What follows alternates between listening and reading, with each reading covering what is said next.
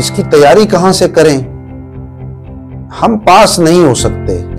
अक्सर हमारे यहाँ ये ज़बान इज़्ज़त आम है कि सिंध पब्लिक सर्विस कमीशन के एग्ज़ाम में तो सिफारिश और रिश्वत के बगैर शायद हम कामयाब ना हो सकें। बिग क्वेश्चन मार्क अगर होता तो 80% तो आपका जो क्वेश्चंस होंगे आपके, जिसका आपको सामना होगा, वो आपके सब्जेक्ट से मुताल्लिक होंगे। 20% है उसका शेयर डिवाइडेड है मुख्तलिफ किस्म के मौज़ूआत पर, या यूं कह लीजिए कि मुख्तलिफ किस्म के मज़ामीन पर। सब्जेक्ट भी आपने बड़ा थॉरली पढ़ना है, सतही मालूमात होती है। कमीशन की तैयारी कोई एक मजाक नहीं। क्वेश्चन बहुत केयरफुली बनाए गए हैं। हमें तो सेलेक्ट ही नहीं करेंगे, सिंध पब्लिक सर्विस कमीशन की मेरिट लिस्ट पे लाए नहीं करते। तो ये भी अपने ज़हनों से निकाल लीजिए। बहुत सारे आप माशाल्लाह काबिल स्टूडेंट्स हैं, हमें इंटरव्यू में फेल कर देंगे। अगर आप कुछ जानते भी हैं तो भी आप उस तरह परफॉर्म नहीं कर पा रहे हो। आपने स्टूडेंट्स थॉरो स्टडी करनी है, सतही स्टडी से काम नहीं चलेगी। आपकी वो नेगेटिव मार्किंग भी हो।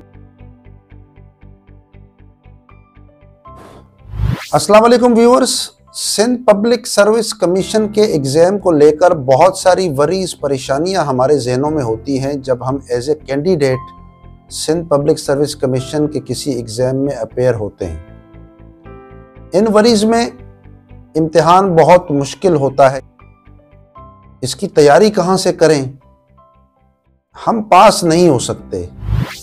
इस इम्तिहान में तो सिफारिशें चलती हैं, इसमें तो ब्राइबरी चलती है।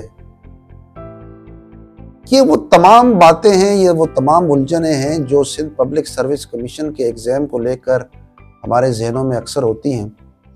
तो आज हम इन्हीं उलझनों के बारे में आपसे कुछ डिस्कस करेंगे। तो चलें स्टार्ट करते हैं अपनी इस वीडियो को।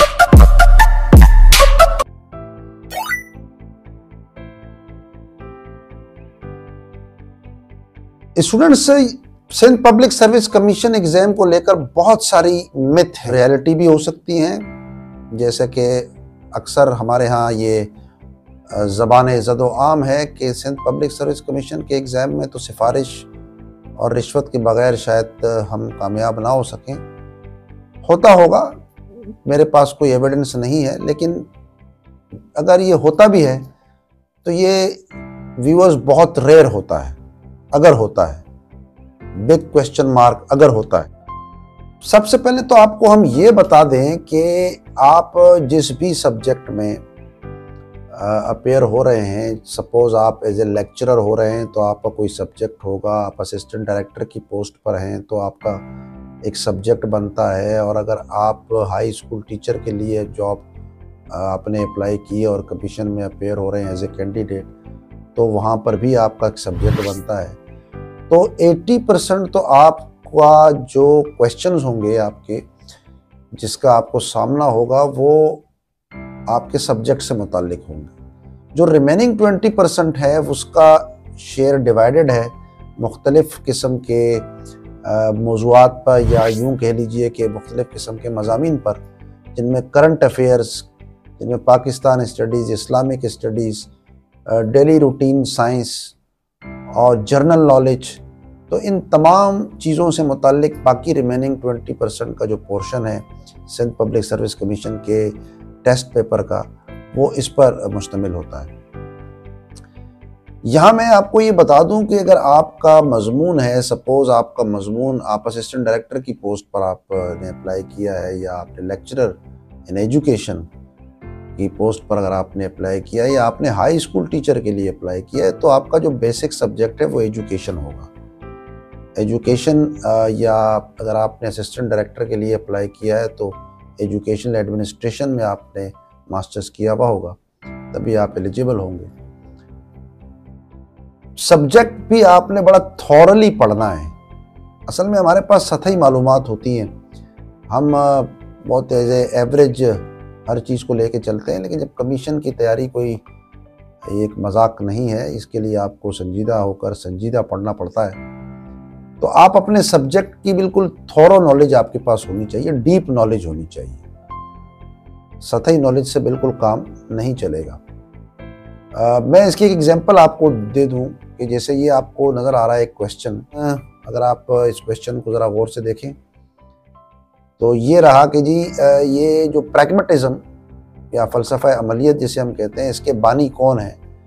तो तमाम जो ऑप्शंस हमारे पास नज़र आ रहे हैं, हमें फ़ौरन नज़र हमारी जॉन डेवी पे जाती है। तो बिल्कुल सही जाती है, क्योंकि जॉन डेवी ने ही प्रैग्मेटिज्म फ़िलॉसफी को जो है वो एक शेप दी है और मेन काम जॉन डेवी ही का है। लेकिन क्वेश्चन में ये पूछा गया कि प्रैग्मेटिज्म फ़िलॉसफी के बानी कौन है, वो जॉन डेवी नहीं है। तो यहाँ हमें बड़ा केयरफुल होकर जो है वो क्वेश्चंस को अटेम्प्ट करना होता है, क्योंकि ये क्वेश्चन बहुत केयरफुली बनाए गए हैं और बड़ा मुश्किल होता है कि आप चूज़ करें कि which one is a correct answer, क्योंकि इन टेस्ट की रिलायबिलिटी और वैलिडिटी बड़ी हाई होती है। 0.8% से भी ज़्यादा ये वैलिड और रिलायबल टेस्ट होते हैं। इसके अलावा एक मिथ ये है कि हमें तो सेलेक्ट ही नहीं करेंगे। देखिए स्टूडेंट, ऐसा नहीं है। इस वक्त पब्लिक सर्विस कमीशन में अगर कहीं 100 पोस्टें आती हैं तो आप यकीन जानिए कि हज़ारों की तादाद में और सम टाइम तो लाख तक मामला चला जाता है, इतने लोग इसमें अपेयर होते हैं। तो एक बात मैं आपको बताता चलूँ जो शायद आपको पता ना हो, कि सम टाइम आपने सक्सेसफुली क्वालिफाई कर लिया होता है रिटन टेस्ट, लेकिन आप सिंध पब्लिक सर्विस कमीशन की मेरिट लिस्ट पे लाए नहीं करते। इसको यूं समझने की कोशिश करते हैं कि सपोज 100 लोगों की सीटें हैं, 100 सीटों पर 10,000 लोग अपेयर हुए और 10,000 में 1,000 लोगों ने वो इम्तिहान पास कर लिया। अब बताइए कि 1,000 लोगों को तो फिर भी सक्सेसफुल डिक्लेयर नहीं करेगी कमीशन। कमीशन सिर्फ 100 लोगों को डिक्लेयर करेगा कि ये क्वालिफाइड हैं सक्सेसफुली। तो उनके लिए उनका अपना एक मेरिट है, उनका एक क्राइटेरिया है, उनका एक स्क्रीनिंग सिस्टम है।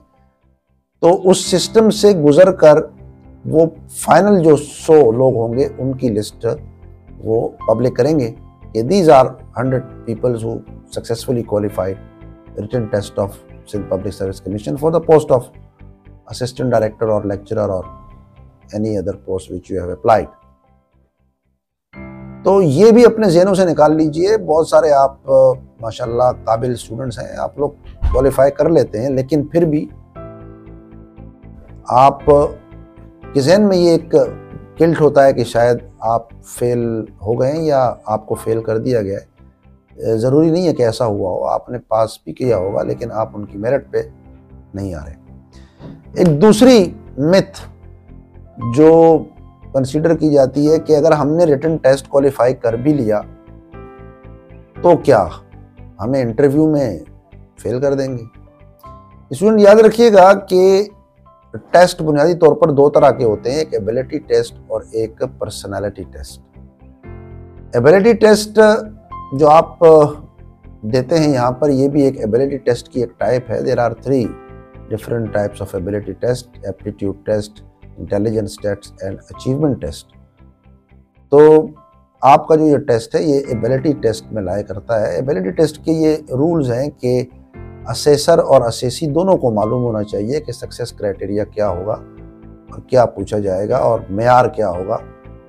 जबकि पर्सनैलिटी टेस्ट में जो असेसर है उसे तो सब मालूम होना चाहिए, लेकिन असेसी को कुछ मालूम नहीं होना चाहिए कि ही और शी इज़ बीइंग ऑब्जर्व्ड या बीइंग इवैल्यूएटेड।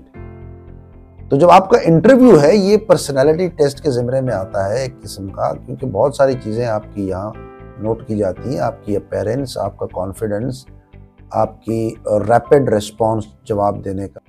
एबिलिटी टेस्ट से मुताल्लिक भी क्वेश्चंस होते हैं आपके सब्जेक्ट्स के और दीगर, जैसे मैंने आपसे कहा करंट अफेयर के हो सकते हैं, इस्लामिक स्टडीज़ के हो सकते हैं, Pakistan study, general knowledge, daily routine science.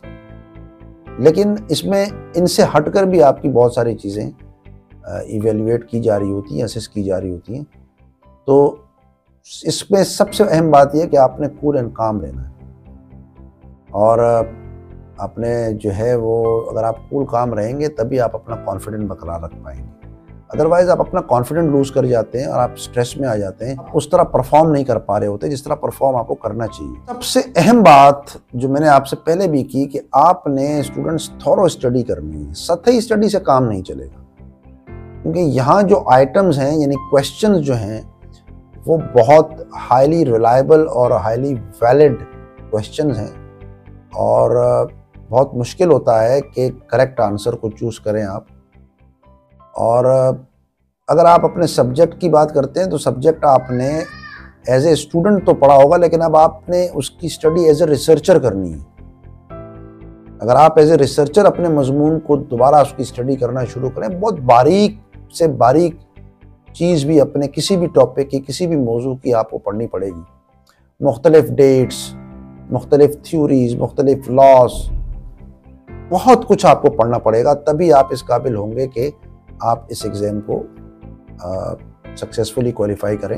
क्योंकि याद रखिएगा कि यहाँ जो मार्किंग होगी आपकी वो नेगेटिव मार्किंग भी होती है। आपके हर दुरुस्त जवाब पर आपको एक नंबर दिया जाता है, लेकिन आपके हर गलत जवाब पर आपका आधा नंबर माइनस भी कर दिया जाता है। तो ये मिथ्स हैं। मैं आपसे एक अपनी सक्सेस स्टोरी भी शेयर करूं कि मेरे भी माइंड में यही बातें थी जो आपके माइंड में हैं इस एग्ज़ाम से पहले कि नहीं होगा हमारा, हमें क्यों करेंगे, हम हो ही नहीं सकते, लेस कॉन्फिडेंट, डीमोरलाइज्ड। लेकिन मैं एक सक्सेस स्टोरी आपके सामने बैठा हूँ। 2010 में मैंने सिंध पब्लिक सर्विस कमीशन का एग्ज़ाम लेक्चरर इन एजुकेशन पास किया और ना तो मुझे रिश्वत देनी पड़ी किसी को, ना सिफारिश करनी पड़ी और हो गया। तो मैं तो यही कहूँगा कि सिंध पब्लिक सर्विस कमीशन के एग्ज़ाम के हवाले से ज़्यादातर बातें तो जस्ट मिथ ही हैं, र्यूमर्स हैं, रियलिटी और फैक्ट्स इनमें नहीं हैं। किसी हद तक हो भी सकते हैं, लेकिन आप इनको अवॉइड करें और अपनी पूरी तवज्जो अपनी तैयारी पर रखें। उम्मीद है आपको ये वीडियो पसंद आई होगी। अगर आपको ये वीडियो पसंद आए तो इसे लाइक कीजिएगा, शेयर कीजिएगा, ताकि हम आइंदा भी आपके लिए इस तरह की वीडियो बना सकें। अपना बहुत ख्याल रखिएगा, इजाज़त दीजिए, अल्लाह।